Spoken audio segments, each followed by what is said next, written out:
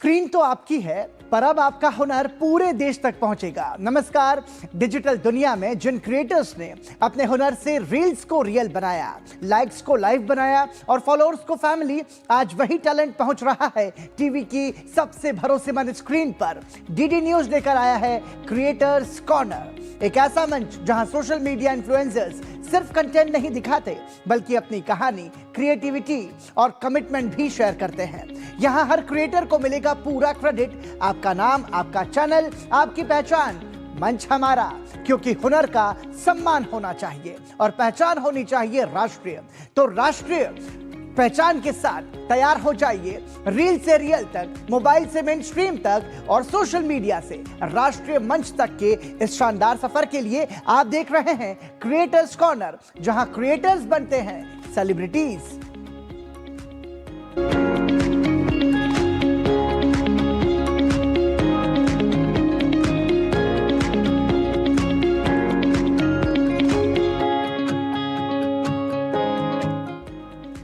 भगवान श्री कृष्ण के दिव्य स्वरूप में उनके अस्त्र शस्त्र केवल युद्ध के साधन नहीं, बल्कि धर्म, शक्ति और न्याय के प्रतीक हैं। सुदर्शन चक्र जो अधर्म का नाश करता है, कोमोद की गदा जो अपार बल का प्रतीक है, शारंग धनुष जो वीरता को दर्शाता है, नंदक तलवार जो ज्ञान और सत्य का प्रतिनिधित्व करती है, और पांचजन्य शंख जो विजय का उद्घोष करता है।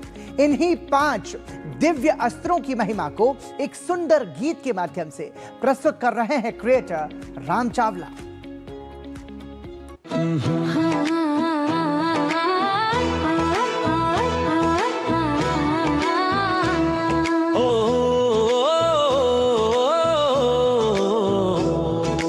कान्हा कान्हा बोलो रे गोकुल वाले, माधवा ओह माधवा, श्याम मुरारी भाल पे तिलक निराला। ये है सुदर्शन चक्र प्रकाश का घेरा, धर्माम बचाने को घूमे घेरा घेरा। शिशुपाल के गर्व को तोड़ा, कान्हा ने ऋषियों का मान जोड़ा। 10,000 अपराधों का बोझ चक्र चला और शांत हुआ रोग। ओ चक्रधारी श्याम, जय हो मेरे चक्रवाला घनश्याम। ओ चक्रधारी श्याम, जय हो मेरे चक्रवाला घनश्याम।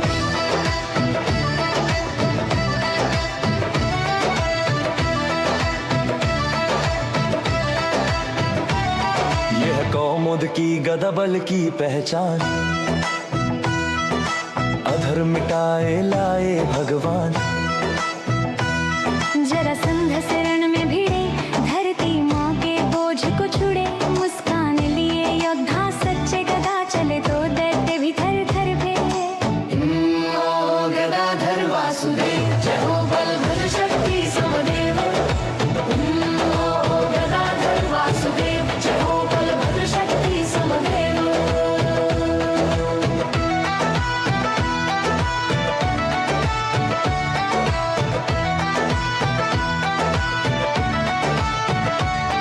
यह पांचजन शंख दिव्य पुकार, धर्म की जीत का जो दे उद्घोष सार। कुरुक्षेत्र में बजा था ये, भय मिटा भीतर का अंधेरा गे। अर्जुन को दिया था बल, उठ योद्धा यही था पल। पांचजन्य ध्वनि, जय हो रणधीर मुरली मणि। पांचजन्य ध्वनि, जय हो रणधीर मुरली मणि।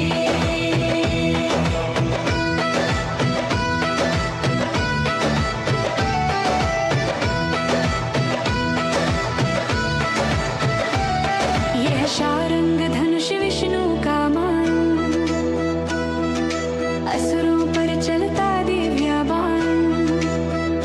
नरकासुर के अभिमान को तोड़ा, सतियों का गौरव फिर लौटा। रक्षक रूप में आए प्रीतम, धनुष बाण से जग किया पावन।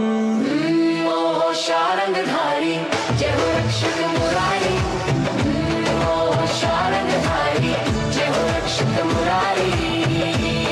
यह नंदक तलवार ज्ञान का प्रकाश, अज्ञान हटाए दे धर्म का वास। युद्धों में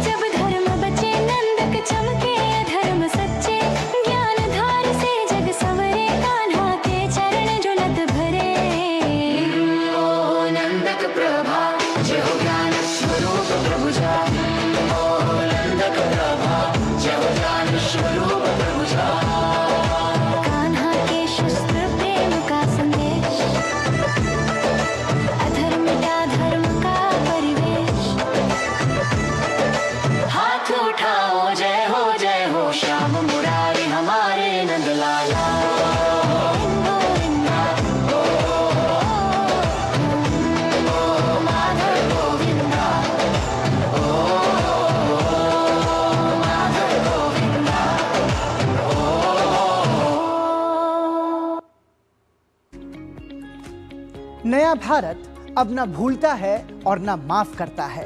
आतंकवाद के खिलाफ जीरो टॉलरेंस की नीति के साथ देश ने एक सख्त संदेश दिया है। जो भी भारत की ओर आंख उठाएगा उसे करारा जवाब मिलेगा। 21वीं सदी में दुनिया ने पहली बार नए भारत का वो प्रचंड और निर्णायक रूप देखा जो अपनी सुरक्षा के लिए हर कदम उठाने को तैयार है।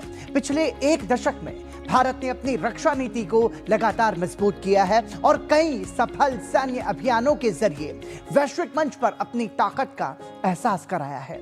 इसी बदलते और सशक्त भारत की कहानी को कंटेंट क्रिएटर सौरभ पांडे अपने इस वीडियो में प्रस्तुत कर रहे हैं।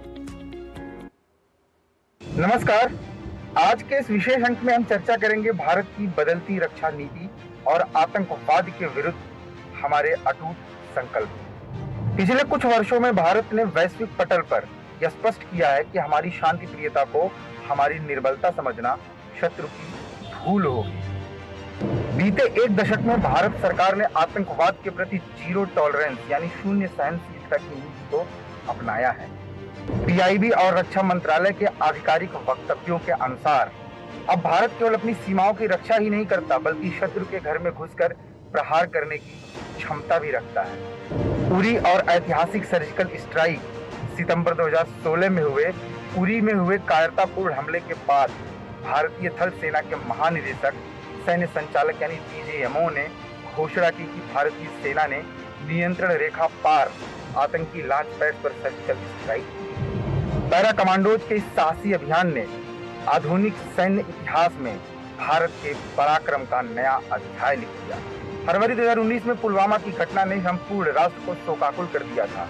इसके प्रत्युत्तर में भारतीय वायुसेना ने अदम्य साहस का परिचय देते हुए सीमा पार में बालाकोट आतंकी ठिकानों पर सटीक हवाई हमले किए। रक्षा मंत्रालय द्वारा इसे एक गैर सैन्य पूर्वव्यापी कार्रवाई बताया गया जिसने आतंकवाद की कमर तोड़ी। पहलगाम के बाद भारतीय वायुसेना और थल सेना ने संयुक्त समन्वय के साथ ऑपरेशन महादेव को अंजाम दिया। एडीजीपी द्वारा साझा की गई जानकारी के अनुसार भारतीय वायुसेना के विमानों ने आतंकी शिविरों और उनके सहायक ठिकानों को सफलतापूर्वक ध्वस्त कर दिया। इन अभियानों में तकनीकी और वीरता का जो संगम दिखा वह हमारी सेनाओं की उच्च व्यावसायिकता का प्रमाण है। अखंड भारत का प्रण आज भारत की जीरो टॉलरेंस की नीति का हिस्सा है। यह केवल कागजों तक सीमित नहीं है। थल सेना के शौर्य और वायुसेना की मारक क्षमता ने यह सुनिश्चित किया कि भारत की अखंडता और संप्रभुता के साथ खिलवाड़ करने वालों को भारी कीमत चुकानी पड़ी। भारत शांति का पक्षधर है किंतु अपनी सुरक्षा के लिए कठोरतम कदम उठाने से पीछे नहीं हटेगा। जय हिंद। यहाँ रुक रहे हैं एक छोटे से ब्रेक के लिए। देखते रहिए क्रिएटर्स कॉर्नर। 605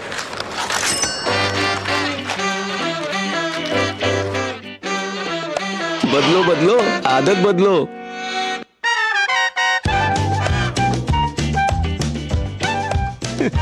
बदलो बदलो आदत बदलो। अब नजदीकी बैंक जाकर फटे पुराने नोट्स बदलिए।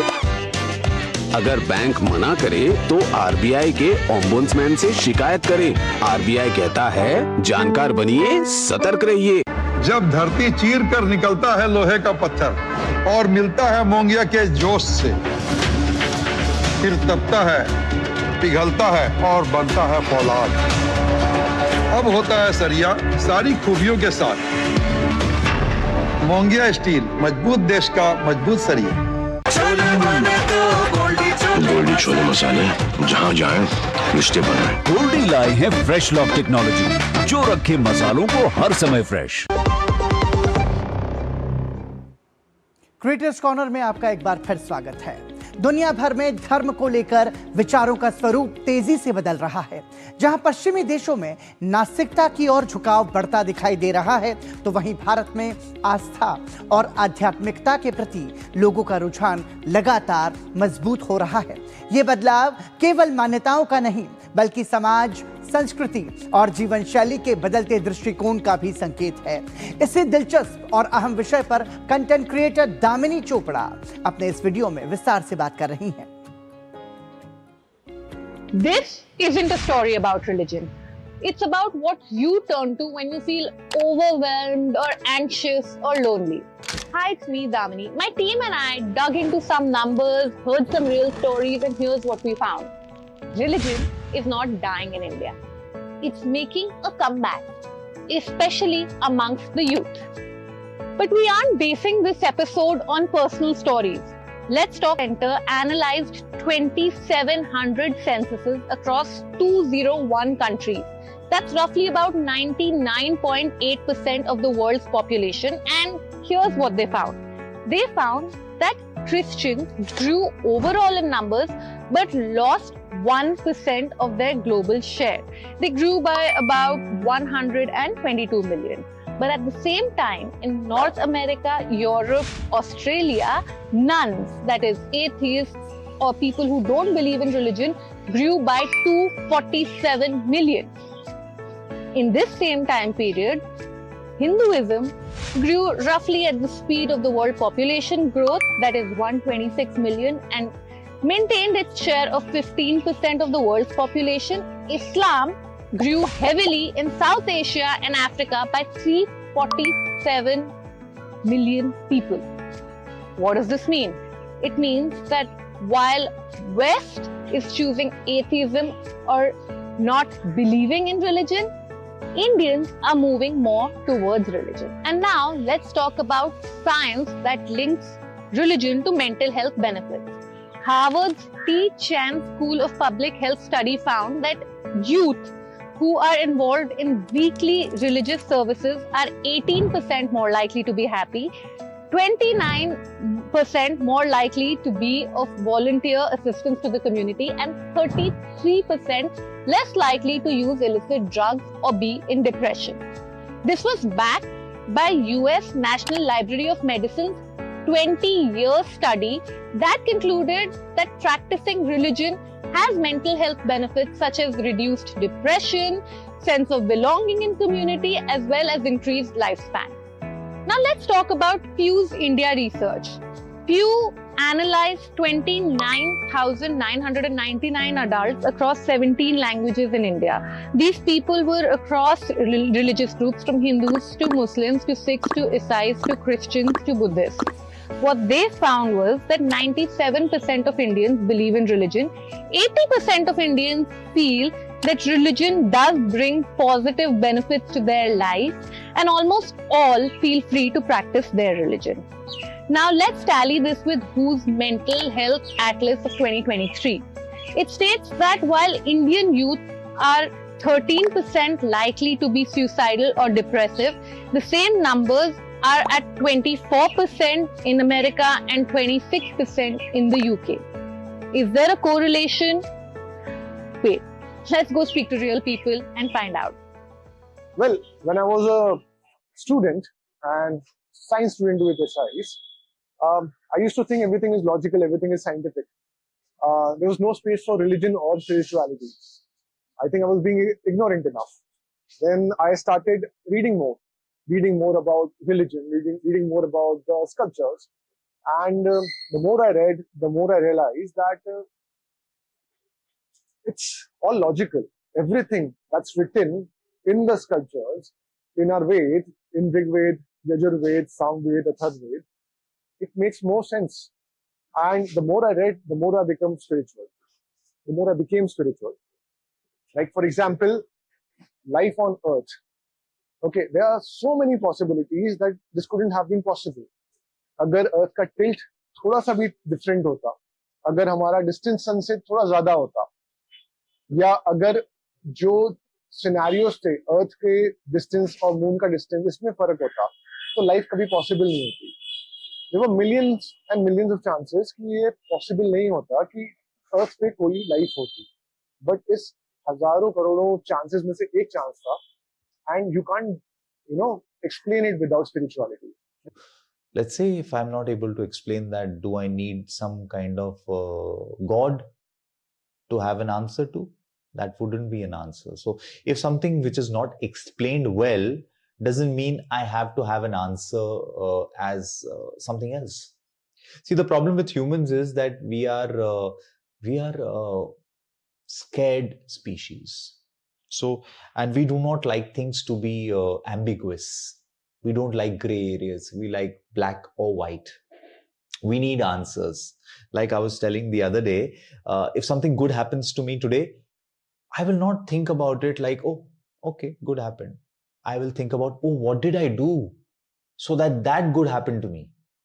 That's how we counter our things that happen in life. And something bad happens, oh, I must have done something really bad. Oh, must have done something bad to someone. That's why this is happening to me. No, it's just a matter of fact. This has happened. Stop pondering over it and stop thinking about it. It's cause and effect. Something will happen, either good or bad. Now it's your choice. How do you look at it? There is some energy जो मौजूद है सब जगह, और मुझे लगता है कि ये हायर बीइंग या स्पिरिचुअलिटी को जो हम जिस तरह से कहते हैं, जब आपको डर लगता है तो कहीं ना कहीं आपके मुंह से भगवान का ही नाम निकलता है, चाहे आप स्पिरिचुअल हो, चाहे आप एथीस्ट हो, या कैसे भी हो. तो it actually gives you peace. Yeah, because that's conditioning. That's got nothing to do with Bhagwan. You can call whatever names you have, Bhagwan, Allah, Jesus, Yeshu Masih, means the multiple names you have. So what does that mean? So are they there or they're not there? That's a different topic altogether. So when you're saying there's religion, so which religion? Hindu, Muslim, Sikh, Buddhism, which religion? So there is one religion is to be one, but which one? चाहे वो विराट कोहली हो, चाहे वो mark Zuckerberg हो, या फिर वो Steve jobs हो, जब उनकी लाइफ में प्रॉब्लम्स आई तो सबने कहीं ना कहीं स्पिरिचुअलिटी को ज्यादा महत्व दिया, and that actually showed them a path, या आप कह सकते हैं एक पीस दिया जिससे वो अच्छे से काम कर पाए. You today, I feel they're scared, they're anxious, unaware, not that educated, because it's an age of Maggie, reels, 2 minutes education, 2 minutes idea. Everything has to be fast. They don't have that kind of bandwidth to hold on to things. So they are into a fast moving lane. And when you're in a fast moving lane, you will counter anxiety, you will counter problems. And that is when you start figuring out what to do now. You can't tackle anxiety, then what do? What's the best possible way? Okay, let's go to the hospital. Which hospital? Oh, Muslim hospital, Hindu hospital, Christian hospital. Somewhere they'll go. So they're turning into religions. They're turning towards religions. So I believe spirituality and mental peace बहुत बड़ा connection है इसका.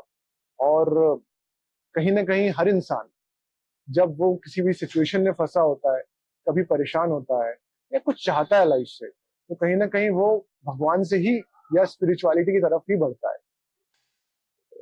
Religion is the most manipulative thing that can mess up with your mental state. If there is something which is called as peace, if you can discover it, you do not need anything. No guru, no religion, nothing. But when you're unable to find peace, then you start looking out for. Then you start hanging on, hooking on to these things. Because that is what your understanding of peace is. That's where it comes from. So I think if you're capable enough, you don't need anything else. But when you're not capable enough, then you need the surroundings, the structure, the help, and everything is required. So when I was an atheist, I had so many questions. ये कैसे होता है, वो कैसे होता है, इसका reason क्या है, उसका रीजन क्या है, सारे साइंटिफिक चीजें. When I became spiritual, I was more at peace. क्योंकि हर एक चीज का लॉजिक आप नहीं ढूंढ सकते, हर एक चीज आप समझ नहीं सकते. बहुत सारे लोग कोशिश करते हैं भगवान को समझने का, वो भी पॉसिबल नहीं है. They have a very small brain and the God, it's infinite. आप बिलीफ रखते हैं इतना काफी है. समझने की कोशिश करेंगे तो ये लाइफ कम है, सदियों की लाइफ चली जाएगी. So we heard all these views. You heard all the numbers. What do you think? Which side do you agree with? Do you think we're returning to religion? And do you think it brings mental peace? Or do you not agree with that viewpoint? और इसी के साथ आज के creators corner की creative episode में इतना ही। अगर आपके अंदर भी है कुछ अलग करने का जज्बा, तो आप अपना कंटेंट हमें ddnews.creatorscorner@gmail.com पर भेज सकते हैं, या फिर आप हमें 8130555806 नंबर पर व्हाट्सएप भी कर सकते हैं, क्योंकि क्रिएटर्स कॉर्नर में हर क्रिएटर की कहानी मायने रखती है और हर आवाज को मिलता है पूरा सम्मान, पूरा क्रेडिट। अगले एपिसोड में फिर मिलेंगे नई सोच, नए चेहरों और नई क्रिएटिव उड़ान के साथ। क्रिएट करते रहिए, प्रेरित करते रहिए और देखते रहिए क्रिएटर्स कॉर्नर सिर्फ डीडी न्यूज पर। नमस्कार।